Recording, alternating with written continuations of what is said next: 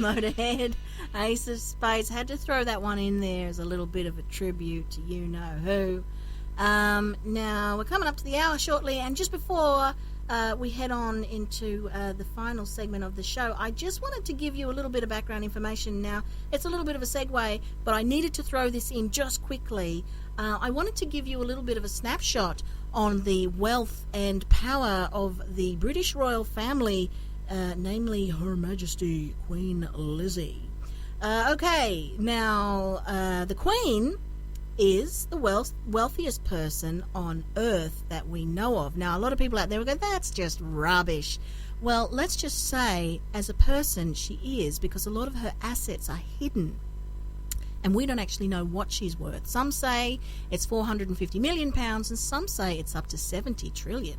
So, yeah, she's certainly up there with the big boys. Her gold carriage is made of 4 tons of solid gold, and it's worth over $370 million Australian, or £185 million. Until 1992, the Queen's income was tax-free. In 1977, the Bank of England Nominees Limited was established to hide the Queen's investments. The secrecy around her wealth protects her from an enraged public, no doubt. Government and banking officials inform the Queen about how to invest her wealth, and to you and I, that's probably called insider trading. The Queen is immune to prosecution. The Queen owns more than 300 residences, including castles and palaces, jewels, over 27,000 masterpieces of art, with an approximate worth of £10 billion. She also owns prize racehorses and fleets of Bentleys and Rolls Royces. Her colossal wealth also includes crown land and investments that she inherited from her ancestors tax-free. The Queen's crown of estate includes over 50% of the UK's coastline, as well as Regent Street, Windsor Great Park, and half of St James's in the West End. Her trillions in wealth is passed down to her descendants untouched. The Queen and the Royals are touted as a tourist attraction when visitors to Buckingham Palace don't even make the top 20 list of tourist attractions in the UK. The Queen's true wealth is unknown, some say up to 70 trillion, and could end world poverty overnight. Their family have profited from the human slave trade and money laundering, among other things. The Queen does not need a surname, nor does she require a passport, driver's licence or wedding certificate, as all actions of the state are carried out in her name. The Windsor estate controls Ascot Racecourse, golf clubs, hotels, farms and woodland.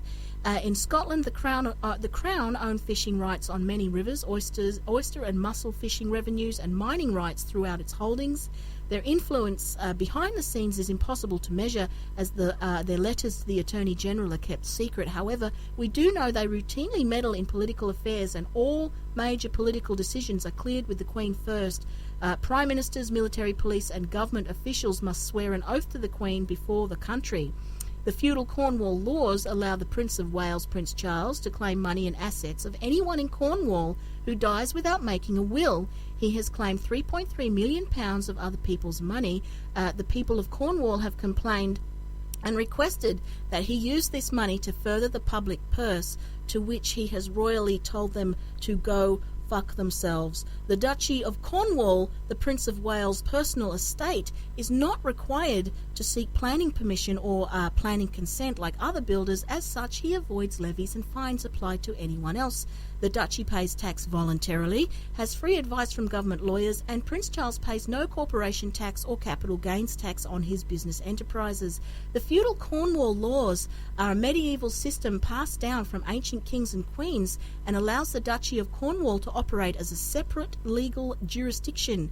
As such, Prince Charles cannot be summoned in any of Her Majesty's courts, cannot be legally summoned to pay tax, and can veto any law passed by government that may infringe on his private interests. He has invoked this power 12 times to date. It is technically illegal to discuss a republic as an alternative to the monarchy. While the British people are not citizens, they are subjects. And this is only a micro snapshot of their wealth and power. Not for me to say whether it's right or wrong.